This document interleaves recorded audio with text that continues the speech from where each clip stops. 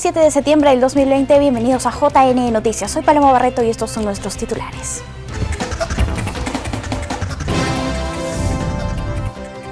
Instituciones del sistema electoral proponen que elecciones internas sean entre el 19 y 27 de diciembre.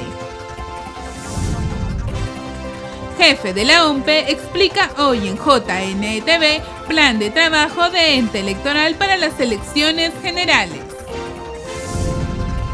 JNE presentó libro La Utopía de la Democracia, Historia del Sufragio en el Perú en Feria Internacional del Libro de Lima.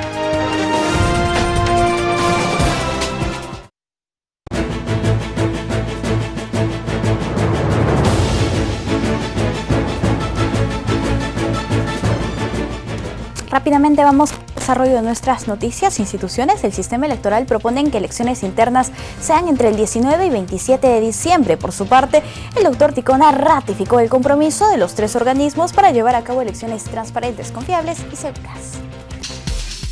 El Jurado Nacional de Elecciones, la Oficina Nacional de Procesos Electorales y el Registro Nacional de Identificación y Estado Civil propusieron que las elecciones internas se realicen entre el 19 y 27 de diciembre próximo, a fin de que las organizaciones políticas elijan a sus candidatos a las elecciones generales 2021. Entonces, de acuerdo a lo que hemos escuchado, como fecha tentativa, las internas se realizaría en dos fechas, dos fines de semana, 19 y 20, una semana, la primer fin de semana de diciembre, y el 26-27, la segunda fecha, ¿no? Que cada partido podría optar por una de las dos fechas, entendemos. En sesión del Pleno ampliada del JNE, los titulares de los organismos electorales concordaron en dichas fechas, a sugerencia de la OMPE, por razones estrictamente técnicas que requiere la implementación del voto electrónico no presencial, sistema bajo el que se realizarían estos comicios. Como consecuencia de este planteamiento, el plazo máximo para presentar las listas de candidatos ante los jurados electorales especiales podría ser el 11 de enero de 2021 u otra fecha que permita la absolución de tachas, nulidades y actas observadas derivadas de los comicios internos. Ambas propuestas serían canalizadas mediante un proyecto de ley que el JNE presentará ante el Congreso de la República, por ser el organismo electoral facultado por la Constitución Política para impulsar iniciativas legislativas. En dicha sesión, el JNE precisó que el cronograma electoral de las elecciones generales 2021 se publicará luego de que el Parlamento culmine con efectuar las modificaciones a la legislación electoral para estos comicios, labor para la que tiene plazo hasta el próximo 28 de septiembre, conforme a la Ley 31038. En su momento, el presidente del JNE, Víctor Ticona Postigo, ratificó el compromiso de los organismos del sistema electoral por llevar adelante elecciones transparentes, confiables y seguras, en favor del fortalecimiento del sistema democrático del país. En el contexto de las elecciones generales 2021 y de internacional, destaca la experiencia del nuevo jefe de la Oficina Nacional de Procesos Electorales, Piero Corbeto.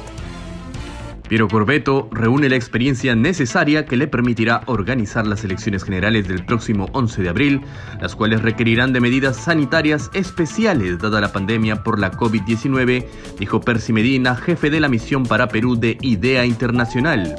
Indicó que el nuevo jefe de la OMPE tiene cerca de 20 años trabajando en diversos entes electorales del país. Además, sostuvo que la experiencia internacional le permitirá organizar unos comicios con los protocolos necesarios para hacer frente al nuevo coronavirus. Por otro lado, Medina señaló que los entes electorales deben trabajar en conjunto para brindar todas las garantías de salubridad en el próximo proceso. Manifestó que hay que evitar el riesgo de ausentismo. Asimismo, destacó la posibilidad de una segunda vuelta, la cual también debería garantizar la salud de los peruanos y dar la confianza para que puedan asistir nuevamente a sus centros de votación.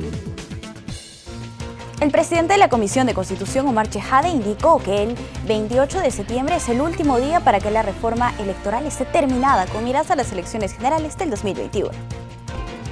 Este 28 de septiembre será la fecha límite para que concluyan las reformas electorales y políticas, con la finalidad de tener un panorama más claro para la realización de las elecciones generales 2021. Así lo indicó el presidente de la Comisión de Constitución del Congreso de la República, Omar Chejade. En esa misma línea refirió que con la aprobación del dictamen sobre el financiamiento de organizaciones políticas, hace algunos días cerraría el círculo de las reformas que la comisión ha trabajado a lo largo de estos meses. Chejade espera que hasta esa fecha lo aprobado por el Pleno sea convertido en ley y promulgado por el presidente Martín Vizcarra. Cabe destacar que la Comisión de Constitución ha aprobado 9 dictámenes, 6 de los cuales ya son ley y fueron promulgadas por el Ejecutivo. Por otro lado, el congresista recordó y aplaudió la creación del Distrito Electoral para peruanos en el exterior, que ocurrió hace algún tiempo como parte de estas reformas, que nos preparan para los comicios en abril del 2021. Cambiando el ángulo de la información, es importante recordar que un día como hoy, en 1955, se aprobó la ley del voto femenino tras una ardua lucha. Sin embargo, aún es necesario revisar los avances de las mujeres en el ámbito político. Durante el gobierno de Manuel Odría, el 7 de septiembre de 1955, se promulgó la ley número 12.391, que permitía a las mujeres el derecho al voto.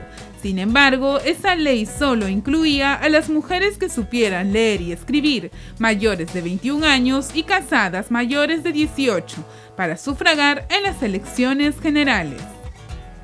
Así, a partir de ese momento, el Perú se convirtió en el penúltimo país de América Latina en aceptar el voto femenino en elecciones generales. Hace 64 años, un 17 de junio de 1956, aproximadamente 500.000 mujeres peruanas participaron por primera vez en una elección general. Sin embargo, no sería hasta 1979, 24 años después, gracias a una nueva ley, que se incluiría a la población femenina total en las elecciones, más allá de su condición económica, educativa y social. Hace 65 años, tras varias luchas, las mujeres han alcanzado avances importantes en el ámbito político. Si bien la población femenina representa el 50.8% de los habitantes peruanos, aún sigue existiendo subrepresentación femenina en diversos espacios políticos. Este año es importante en esta búsqueda de igualdad en la participación política, pues el Congreso aprobó la Ley de Paridad y Alternancia al 50%, hecho que representa un esfuerzo por devolverle a la mujer un derecho de participación que nunca se le dio.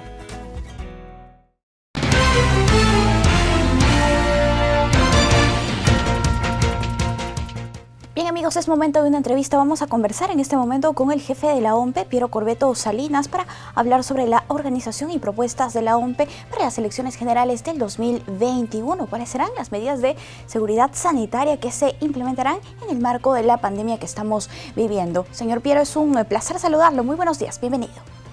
Muy buenos días, muchísimas gracias por la posibilidad de conversar con Jurado Nacional de Elecciones TV.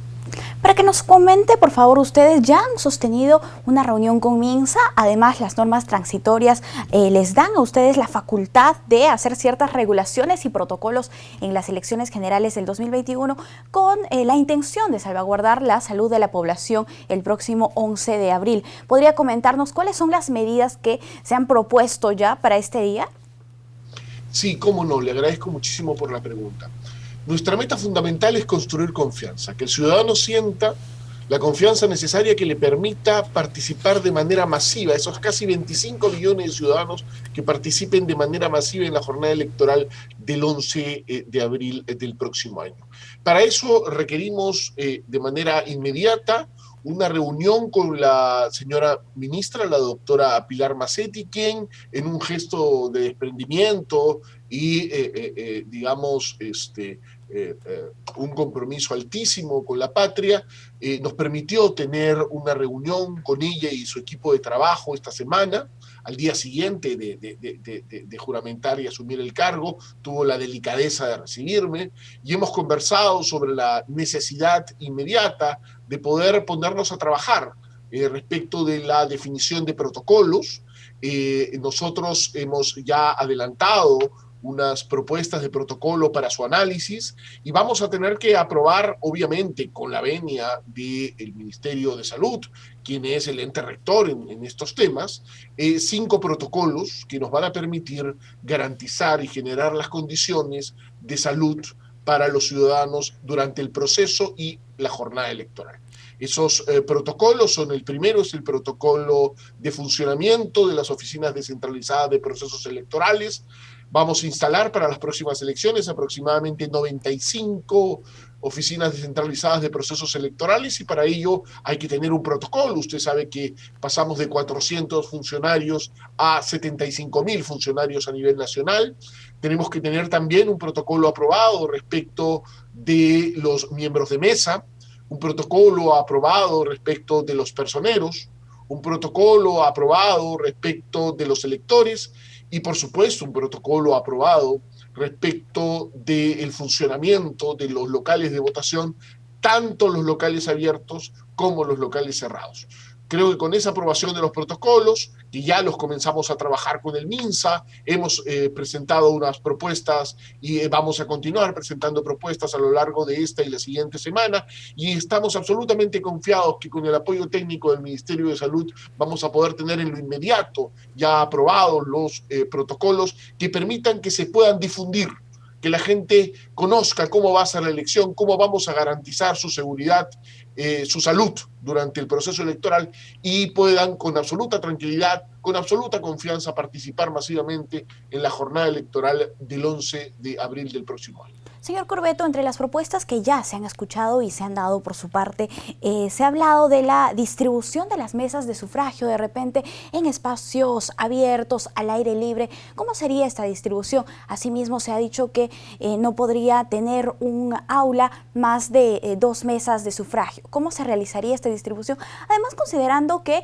tenemos un país de diferentes características, ¿no? Tenemos regiones de repente en las que puede haber condiciones climatológicas que no se den para que se haga en espacios abiertos. Cuéntenos más al respecto de esta propuesta. Mire, en principio la propuesta se basa en poder cambiar la lógica histórica de organización del proceso electoral. Históricamente, nosotros trabajábamos con el menor número de locales con el mayor número de mesas. Y así funcionó históricamente. Ahora nuestra lógica es diferente. Nuestra lógica es, primero, trabajar con un mayor número de locales de votación que podrían ser al aire libre en determinados casos donde sea posible, ¿no? En locales cerrados donde se pueda posible, por supuesto, porque usted ha sido muy clara, nuestro país es muy diverso y las condiciones de infraestructura, recuerde usted, no son propias de la organización electoral, sino son fundamentales, fundamentalmente del Estado y fundamentalmente del área educativa, ¿no? En donde nosotros montamos la elección. Entonces, el criterio es muchos locales de votación, lo más cerca posible a los lugares en donde residen los ciudadanos, porque ustedes saben que también hay contagio en el momento, o posibilidad de contagio en el momento del transporte. La idea es que puedan ir caminando a votar. Esa lógica para nosotros es importante. Muchos locales de votación con el menor número de mesas posibles por local. Y vamos a cambiar también esa estructura que usted ha mencionado también como conocedora de la materia electoral, que trabajábamos con cuando menos 2 mesas de sufragio por aula. Eso va a cambiar, eso no puede continuar. Nosotros, para garantizar la salud de los miembros de mesa, de los electores, de los personeros y de nuestro propio personal y del personal de fiscalización del Jurado Nacional de Elecciones que trabaja de la mano cada proceso electoral con nosotros hemos definido que exista no más de una mesa de votación por aula. Esa mesa de votación por aula va dentro de nuestro croquis de distribución, va a tener obviamente espacios y el distanciamiento social entre los miembros de mesa, distanciamiento social con los electores que van a ir fluyendo, con los personeros que van a acompañar, y eso necesita obviamente un espacio. Y en esa mesa además vamos a tener en un aula una mesa y en la siguiente aula no vamos a tener una mesa de sufragio. vamos a alternar. ¿Eso qué va a permitir? Que tengamos mayores seguridades, que podamos proteger mejor a los ciudadanos, a los miembros de mesa y a los personeros. Y es importante además que nosotros vamos a implementar una lógica que es fundamental y que nos va a ayudar en el flujo de electores en el momento de votar, que es la lógica de la multicabina. ¿Eso qué quiere decir? Generalmente trabajamos con una cabina de votación. Nosotros en esta oportunidad vamos a trabajar con 2 cabinas de votación. ¿Para qué? Para que el ciudadano que llegue pueda emitir su voto, ¿no es verdad?, en una cabina y después regresa y entre otro a la otra cabina, y así vamos a tener tiempo de desinfectar las cabinas y vamos a poderle dar mayor seguridad y vamos a cuidar mejor la salud, porque tenemos que cuidar la salud. Sin salud no podemos tener la elección, por eso tenemos que cuidar la salud. Sí. En ese sentido, señor Corbeto, ¿esto representará mayor presupuesto? Por supuesto, si usted revisa la experiencia comparada, el presupuesto electoral de los organismos electorales en América Latina supone no menos de un 35% de incremento. ¿Por qué? Porque tenemos que tener un mayor número de locales. Eso aumenta costos. Porque tenemos que tener un mayor número de personal. Eso aumenta costos. Para que tenga una idea, República Dominicana, con el tercio de electores que los que tiene el Perú, tuvo 100.000 trabajadores para organizar la elección. Nosotros estamos contando con 75.000 porque sabemos que existe estamos viviendo una depresión económica, entonces estamos siendo muy cautos con ese tema. Pero usted sabe también que tenemos que gastar o invertir, para ser más preciso, en equipos de protección personal para los miembros de mesa, para nuestros trabajadores, ¿no es verdad? Tenemos que incorporar nuevos perfiles para nuevas funciones. Tenemos que programar de tal manera que se pueda tomar la temperatura, que podamos entregar alcohol, que podamos guiar a los ciudadanos adentro del local de votación, a partir obviamente de flujos previamente establecidos, con un lugar para entrar y un lugar diferente para poder salir. Eso implica un mayor número de trabajadores y eso por supuesto implica una inversión mayor.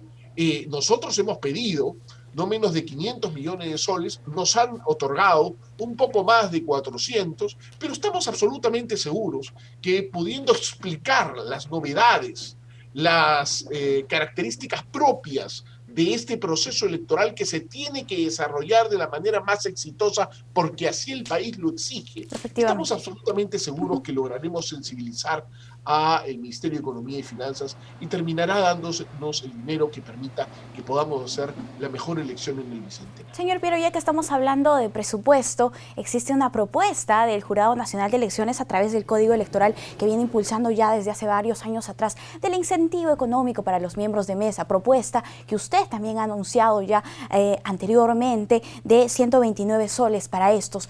¿Qué tan viable es y de repente de quién sería la voluntad para que realmente se dé este incentivo a los miembros de mesa? ¿Qué es lo que faltaría?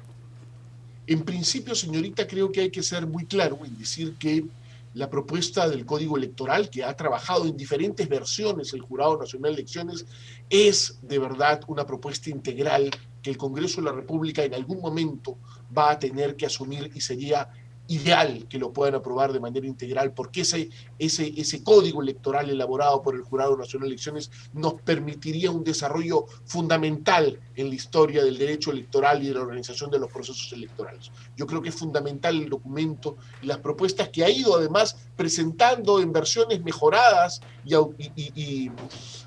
obviamente modernizadas el Jurado Nacional de Elecciones en los últimos años. Es en esa línea que ya ha planteado el Jurado Nacional de Elecciones que es un deber de la organización electoral poderle dar un bono, un reconocimiento económico a los miembros de mesa. Y en una etapa prepandémica, normal, regular, la propuesta de código del Jurado Nacional de Elecciones propone con muchísima claridad y de verdad de manera muy adecuada de nuestro punto de vista, por supuesto, que se le entregue un bono de 2% a una unidad impositiva tributaria. Pero estábamos en esa lógica prepandémica, en esa lógica de 8 horas de jornada electoral. En este momento estamos hablando de una jornada electoral que va a durar 12 y que el trabajo de los miembros de mesa va a durar aproximadamente entre 15 y 16 horas.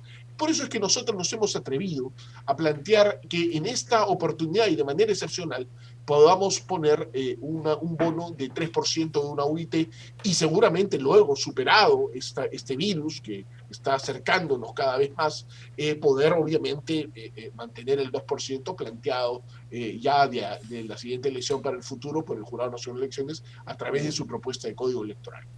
¿Qué es lo importante? Lo importante es que el sistema electoral en su conjunto está absolutamente de acuerdo con la entrega del bono, y lo importante es que hemos conversado con la ministra de Justicia, la doctora Ana Neira, que han tenido también la amabilidad, como la doctora Pilar Macetti, de recibirme en su despacho, y estamos trabajando para ver cuál es la salida para poder darle viabilidad al tema. Además, hay que aplaudir también que diferentes bancadas del Congreso de la República han hecho eco de esta propuesta y han presentado proyectos de ley en esa línea.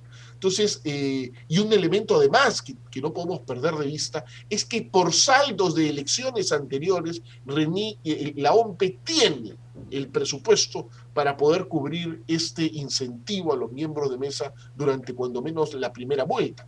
Entonces, no existiría para la primera vuelta un problema económico. Lo que estamos buscando en este momento es cuál es la salida legal.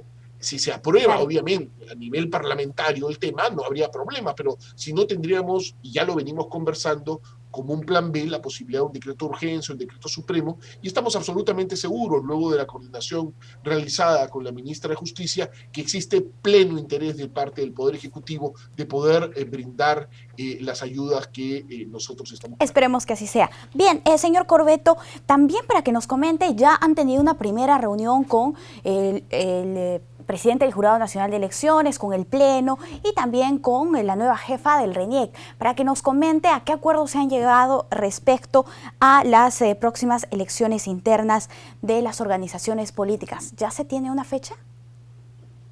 Quisiera aprovechar el espacio que usted me brinda para agradecer la inmensa generosidad del presidente Ticona y de los magistrados miembros del Pleno del Jurado Nacional de Elecciones, que tuvieron a bien permitirnos a la jefa del RENIEC, la doctora Carmen Velarde, y a quien les habla, poder participar ayer en el Pleno ampliado.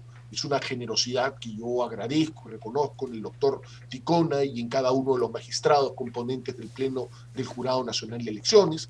En la reunión de ayer el doctor Ticona nos permitió poder exponer respecto de las características particulares de estas elecciones internas, que usted sabe que por primera vez los organismos electorales estamos asumiendo el reto de organizarlas, ¿no es verdad? Y plantear, por supuesto, para evaluación del Pleno, una propuesta de cronograma. Esta propuesta de cronograma fue analizada además con participación de equipos técnicos y esa propuesta de cronograma ha sido ya planteada. Como usted sabe perfectamente, el órgano que tiene la competencia para aprobar el cronograma electoral es el Jurado Nacional de Elecciones, y esta propuesta que nosotros hemos planteado y que tiene un soporte técnico ya expuesto el día de ayer, será evaluado por el Pleno del Jurado Nacional de Elecciones, quien tomará la decisión respecto del cronograma y el momento de su aprobación. Listo, entonces seguramente tendremos el anuncio próximamente. Señor Corbeto, muchísimas gracias por estar aquí con nosotros en JN Noticias. Muchísimas gracias a ustedes, a JN Noticias, muchas gracias por la oportunidad y estamos siempre a disposición de ustedes para poder aprovechar el valioso espacio que ustedes nos brindan para poder comunicar respecto del desarrollo del proceso electoral. A usted, muchas gracias por la apertura. Amigos, vamos a hacer una brevísima pausa, volvemos con más.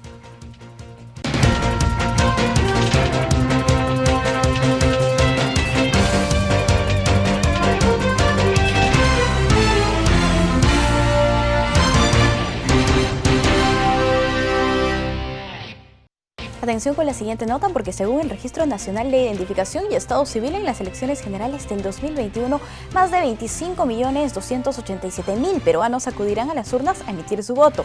En los próximos días, el Jurado Nacional de Elecciones aprobará el padrón electoral oficial. Los peruanos habilitados para sufragar en las elecciones generales 2021 son 25.287.954, de acuerdo al padrón electoral elaborado por el Registro Nacional de Identificación y Estado Civil, y entregado al Jurado Nacional de Elecciones para su aprobación. Los peruanos que recién están cumpliendo 18 años desde la fecha que se cerró el padrón el 11 de abril de 2020 hasta el día de los comicios llegan a 549.648. Ellos han sido incorporados al padrón para que así, una vez alcanzada la mayoría de edad, puedan ejercer su derecho y cumplir con el deber de votar. De los potenciales votantes, 997.033 residen en el extranjero y 24.290.921 declararon vivir al interior del territorio nacional. Por otro lado, en la región de Lima se encuentran los distritos con mayor población electoral: San Juan de Lurigancho, 784.263, y menor población electoral, Cochas, en el distrito de Yauyos, con 143 electores. El RENIEC elaboró un padrón inicial que publicó para que los ciudadanos puedan revisarlo y formular reclamos, tachas o solicitudes de eliminación. Luego el JNE planteó observaciones que ya han sido subsanadas. La versión final que apruebe el JNE en los próximos días será usada por la Oficina Nacional de Procesos Electorales en la organización de los comicios. El padrón inicial incluía a 25.409.970 personas y la cifra se ha reducido tras la depuración llevada a cabo por el RENIEC y la fiscalización realizada por el JNE.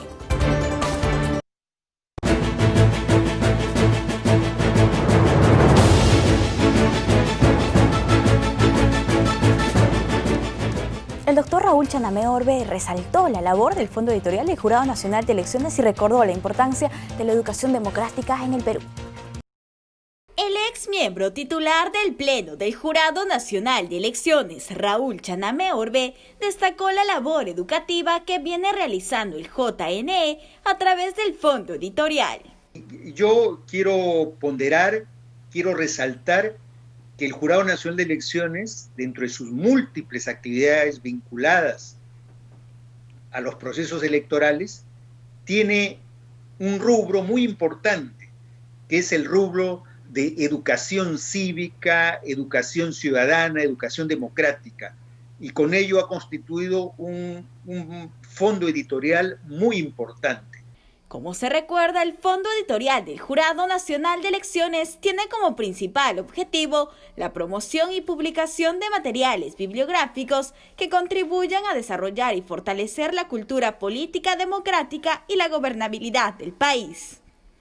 Asimismo, promueve y orienta la producción bibliográfica especializada de las unidades orgánicas que integran la institución. El Fondo Editorial, gracias al presidente, al doctor Víctor Ticona Postigo, se ha impulsado, y en los últimos años, y a pesar de la pandemia, el jurado está presentando cerca de una docena de libros justamente para continuar con esta educación democrática que es tan importante. Creo que ese es un logro del Jurado Nacional de Elecciones que hay que resaltarlo. Todas las instituciones públicas se deben a la ciudadanía, y el Fondo Editorial es un valioso instrumento para educar, para informar, para actualizar sobre los temas democráticos, participativos y electorales.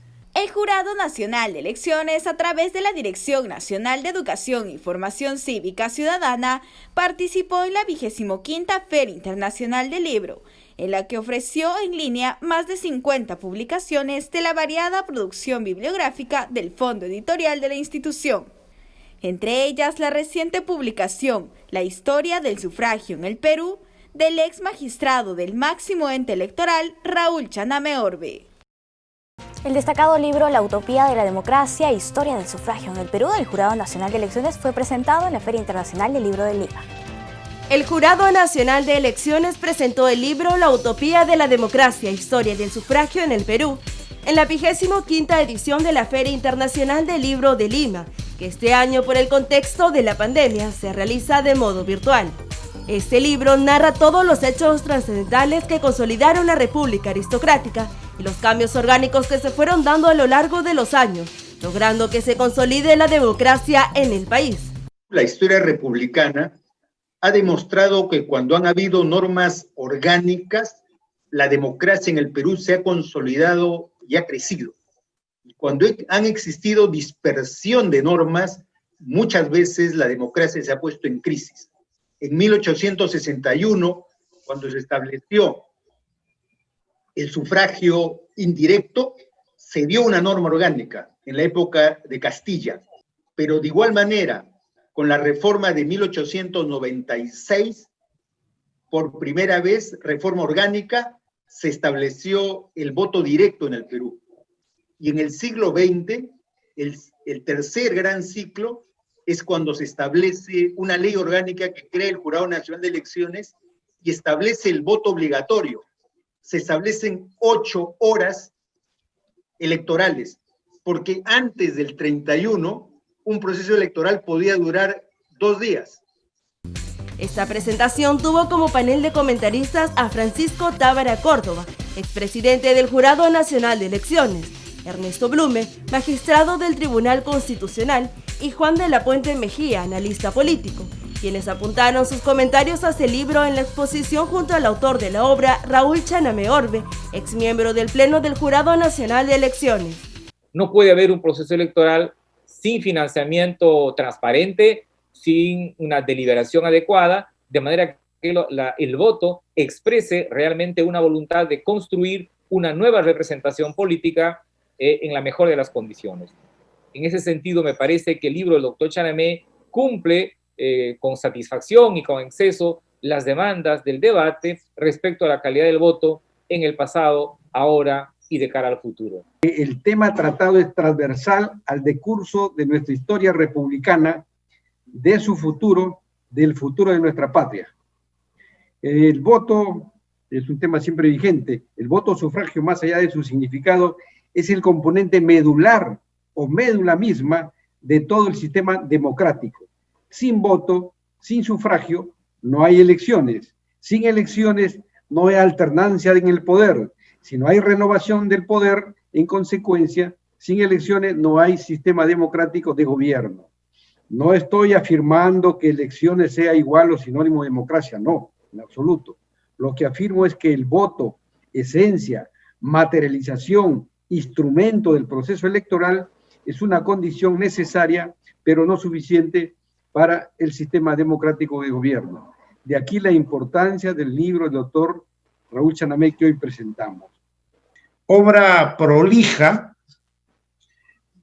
rigurosa, de elemental lectura y oportuna de cara al bicentenario de la independencia nacional, que abona significativamente en la reflexión sobre estos 200 años de vida republicana y hasta qué punto hemos tomado conciencia de la importancia y trascendencia del sufragio en cuanto expresión de voluntad delegativa de poder que debe ser brindada con responsabilidad, conocimiento y compromiso patriótico por el elector.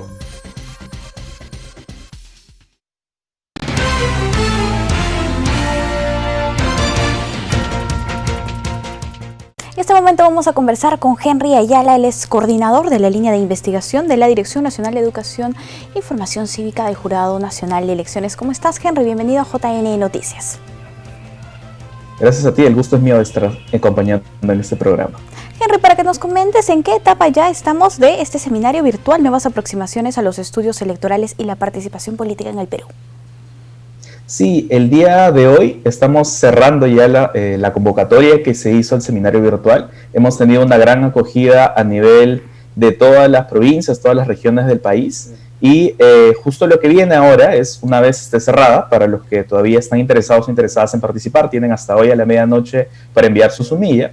Pero lo que viene es de que se va a escoger internamente, ¿no? Dentro del equipo de investigación y el equipo de igualdad política, de la Dirección de Educación, que están a cargo de esta convocatoria, se van a seleccionar los mejores trabajos o las sumillas que cumplen los requisitos, y luego habrá un comité revisor, ¿no? Que estará también revisando cómo se van a desplegar, digamos, las mesas temáticas que tengamos en el seminario. Y para ello, del 21 al 23 de septiembre será la el envío, ¿no?, de las confirmaciones de las negatorias de las sumillas para participar en este importante evento. Si podemos detallar un poquito de cuáles son las sumillas que ya tenemos, las investigaciones que se han visto, más o menos de qué líneas son en su mayoría, sobre qué temas, ¿cómo los ves?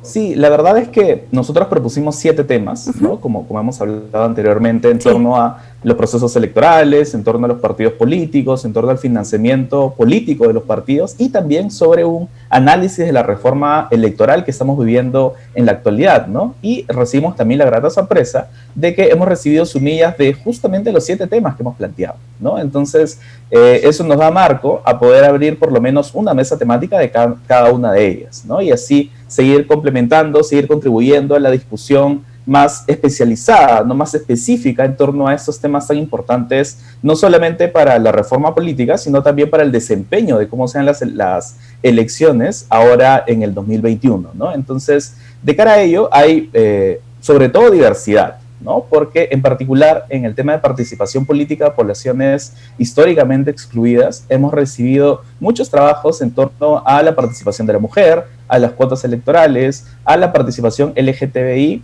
y también a la población afrodescendiente, ¿no? Entonces eso también refresca un poco el debate y apoya a tener nuevas perspectivas, ¿no? Nuevas aproximaciones. Bastante interesante, además. Henry, para que nos comentes y hagas la invitación correspondiente, porque todavía queda la posibilidad de que los investigadores envíen sus trabajos hasta el día de hoy a la medianoche. Sí, efectivamente, ahí está el día de hoy para poder seguir entregando sus sumillas, ¿no? La idea con eso es tener la mayor cantidad de trabajos para poder armar un seminario bastante interesante, ¿no? Bastante lleno, ¿no?, de estas nuevas aproximaciones, y también la invitación a los televidentes para conectarse el día del seminario virtual, que será para el 12 y 13 de noviembre, en lo cual en su momento estaremos también publicitando las inscripciones y a la vez recordarles de que este seminario va a ser enteramente virtual. Entonces podrán visitarlo a través de las redes sociales del Jurado Nacional de Elecciones. ¿El 12 y 13 de noviembre va a estar abierto para todo el público?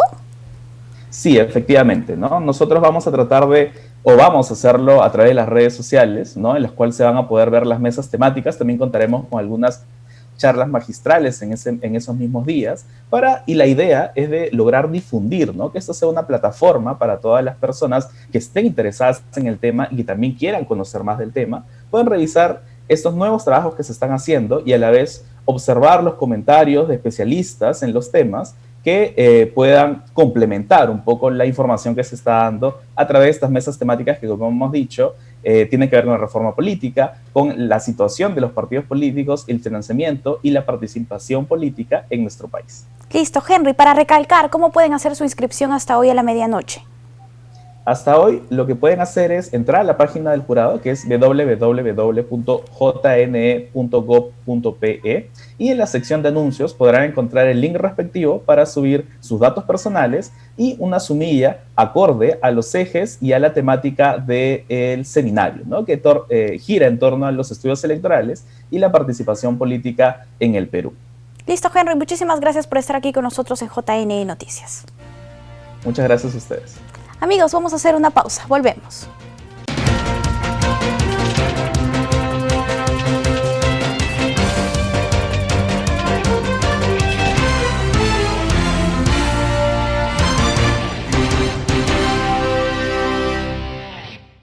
Amigos, empezamos esta nueva semana con cultura. Para ello estamos con Carolina Díaz y el bloque de Agenda Cultural. ¿Cómo estás, Carolina? Buenos días, bienvenida. ¿Cómo estás, Paloma? Buenos días. Sí, hoy efectivamente con muchas novedades para esta semana. Vamos contigo.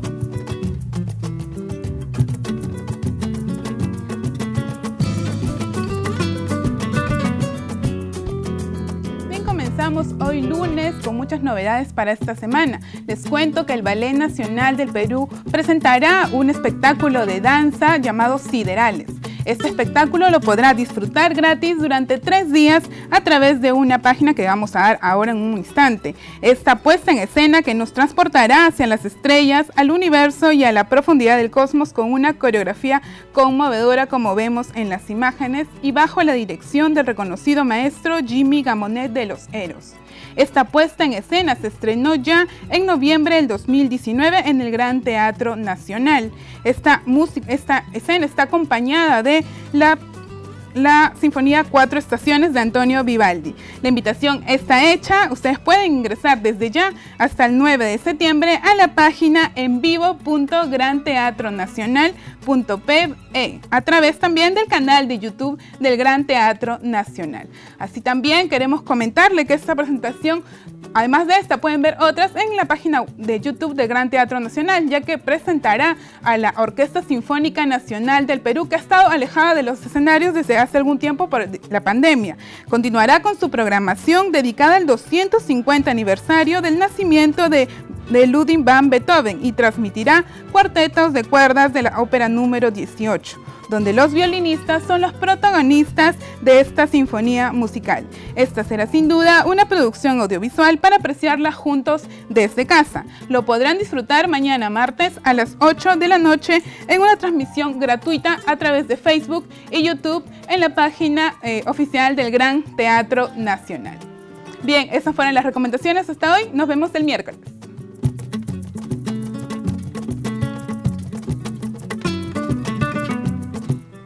Cambiamos el tono de la información, ahora nos vamos con la Agencia de Noticias Andina, que nos tiene el reporte oficial de las noticias sobre la COVID-19. Ana Bendezú nos tiene los detalles.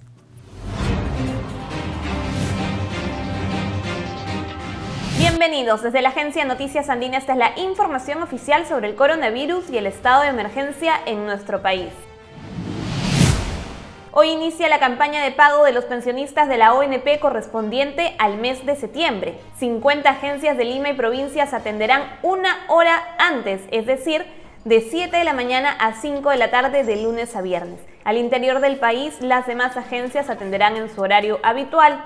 Recordemos que el cronograma establecido es por orden alfabético. Hoy inicia de la letra A a la letra C. El debate sobre la interpelación a la ministra de Economía y Finanzas, María Antonieta Alba, continúa hoy, luego que la sesión fuese levantada el pasado viernes. En esta nueva sesión se tiene previsto que participen los parlamentarios y finalmente se le otorgue una nueva intervención a la ministra para que responda las inquietudes de los legisladores. La recaudación de agosto de este año alcanzó 7.080 millones de soles descontando las devoluciones de impuesto, lo que señala una desaceleración de la tendencia a la baja, según informó la SUNAT. Desde junio se observa consistencia en la tendencia de recuperación de ingresos tributarios. La Junta Nacional de Justicia aprobó las bases para el concurso público para la selección y nombramiento de los jefes de la Autoridad Nacional de Control del Poder Judicial y del Ministerio Público. Las bases de este concurso serán publicadas en el Boletín Oficial de la Magistratura y en la página web institucional. No se olviden que el desarrollo de estas y otras noticias las pueden encontrar en todas nuestras plataformas digitales y, por supuesto, pueden visitar andina.p. La Contraloría detectó falta de equipos médicos y medicinas vencidas para los casos de COVID-19 en más de 20 establecimientos penitenciarios a nivel nacional. Veamos. La Contraloría realizó una inspección a 31 centros penitenciarios del país y detectó que 20 de ellos no cuentan con equipos médicos e implementos de bioseguridad en sus ambientes de salud para atender los casos por COVID-19. Encontramos desabastecimiento de medicinas, encontramos en otros casos medicamentos y mascarillas que se encontraban vencidas, encontramos algunos establecimientos que no contaban con la ambulancia necesaria para el traslado de los pacientes con COVID-19, en otros casos encontramos ambulancias que no cumplían con los requisitos para el traslado. Cerca de 155 auditores de la entidad consignaron en total 306 situaciones adversas en los penales relacionados también a la gestión sanitaria al interior de los centros y gestión de residuos sólidos. El riesgo básicamente que nosotros hemos podido advertir de estas deficiencias respecto a la gestión de residuos sólidos son la posible contaminación del ambiente y también que se ponía en riesgo la salud propiamente de la población penitenciaria. La Contraloría también informó que 10 millones de soles fueron transferidos al INPE para la implementación de los productos sanitarios. Pese a ello, se encontró que 9 de los 31 penales adquirieron productos sin registro sanitario. Las acciones que han realizado los funcionarios del INPE versa en la elaboración de un plan de acción que consiste en en elaborar una serie de acciones con la finalidad de lograr los correctivos de todas estas deficiencias que nosotros hemos podido identificar. Los 93 informes emitidos por los auditores de la Contraloría fueron notificados a los directores de las oficinas regionales del INPE para que se adopten las acciones correctivas que correspondan. Por otro lado, el Poder Judicial condenó a 4 años de cárcel a 6 exfuncionarios de la gestión de Félix Moreno, exgobernador del Callao. 6 exfuncionarios del exgobernador regional del Callao, Félix Moreno, fueron sentenciados a 4 años de cárcel tras favorecer a una empresa contratista en una obra valorizada en más de 179.000 soles. Acusados de los delitos de colusión y uso de documentos falsos, estarán impedidos de ejercer función y cargos públicos por 3 años y 4 meses. El caso se inició en el 2011, cuando los ex empleados del Callao concertaron para favorecer con la buena pro a una empresa contratista a fin de realizar la obra Mejoramiento e Implementación de Césped Artificial de una losa deportiva de Ventanilla por un monto referencial de 179.000 soles. La Fiscalía Provincial Corporativa Especializada en Delitos de Corrupción de Funcionarios del Callao se encargó de sustentar los argumentos de la acusación. El Congreso de la República aprobó Ley de las Trabajadoras del Hogar. Norma establece jornada laboral de 8 horas diarias y un sueldo no menor al mínimo vital, entre otros beneficios. La ley tendrá que ser promulgada por el Ejecutivo en los próximos días. El Pleno del Congreso aprobó en mayoría una ley a favor de las trabajadoras del hogar. Esta norma velará por el cumplimiento y reconocimiento de los derechos de las mismas. Lo acordado por el legislativo supone que debe existir un contrato de trabajo doméstico por escrito y registrado por el empleador ante el Ministerio de Trabajo. Así también especifica que el contrato entre empleador y empleada del hogar tiene que figurar el lugar de prestación de servicios, uniforme, salud, alimentos y alojamiento, esto en caso que la trabajadora se quede en el hogar. Otros puntos acordados son el pago no menor a un sueldo mínimo, el día de descanso semanal y que la jornada laboral sea de 8 horas diarias o 48 horas a la semana, entre otros beneficios. Solo en el estado de emergencia, el 70% de las trabajadoras del hogar registradas fueron despedidas. Por ello, esta norma aprobada supone una reivindicación para este sector. Lo que sigue es que el presidente Martín Vizcarra promulgue la ley y el Ministerio de Trabajo la haga cumplir.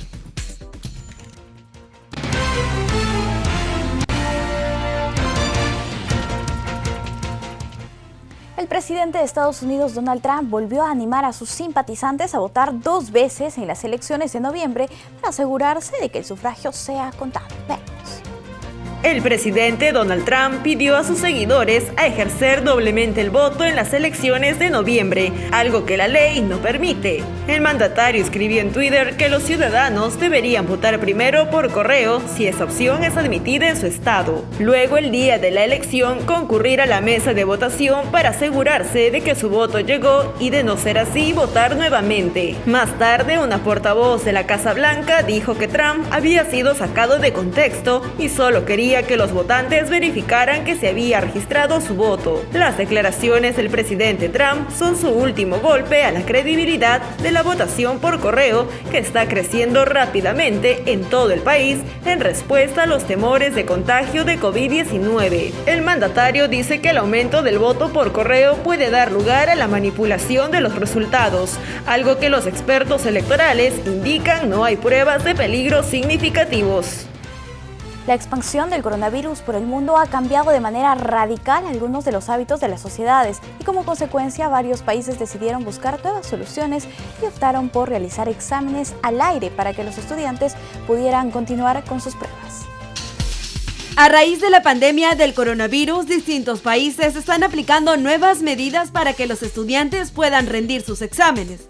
Una solución son los exámenes al aire libre, y así reducir el riesgo de infección de este patógeno. En ese sentido, México, el país asiático, Uzbekistán y Corea del Sur, entre otros, tomaron las medidas respectivas para salvaguardar la salud de los estudiantes y poder continuar con las pruebas académicas. Uzbekistán convocó la prueba en una de las calles de su capital, mientras que México decidió usar un gran estadio para que los aspirantes pongan a prueba sus conocimientos. Sin embargo, aún está por ver si otros estados se suman a esta iniciativa y si los exámenes al aire libre se convierten en algo frecuente en época de pandemia. Esta sería una solución que no solo permite tener grandes aforos, sino también se lograría reducir el riesgo de contagios entre la población. Cabe resaltar que los estudiantes han tenido que llevar mascarilla como medida de protección, protectores faciales y mantener más de 1,5 metros de distancia. De esta forma, más de 2.000 personas realizaron la prueba en un emplazamiento muy diferente a los habituales. En Japón se realizarán elecciones internas para escoger al nuevo primer ministro, quien completará el mandato de Shinzo Abe, quien se retiró por salud. En ese sentido, Suga presentó su candidatura y se perfila como el gran favorito para dirigir el país. Las elecciones internas en el Partido Liberal Demócrata se celebrarán este 14 de septiembre próximo, a fin de nombrar al sucesor del primer ministro Shinzo Abe, quien renunció al cargo por motivos de salud. Tras la elección del partido se convocará una sesión extraordinaria del Parlamento, probablemente el 16 de septiembre, para que la persona elegida sea designada como nuevo primer ministro del país y complete el mandato de Abe como presidente del PDL, el cual concluye en septiembre del 2021. Yoshihide Suga, de 71 años y actual secretario general del gobierno, parte como principal favorito y su candidatura se ha visto favorecida por las reglas del proceso, siendo el partido quien le habría prometido su apoyo. Sin embargo, hay otros 2 candidatos ya declarados para reemplazar a Abe y son Shigeru Ishiba y Fumio Kishida, ambos de 63 años, quienes se ven perjudicados por el sistema de votación, en donde solamente los diputados y los responsables regionales del partido podrán participar.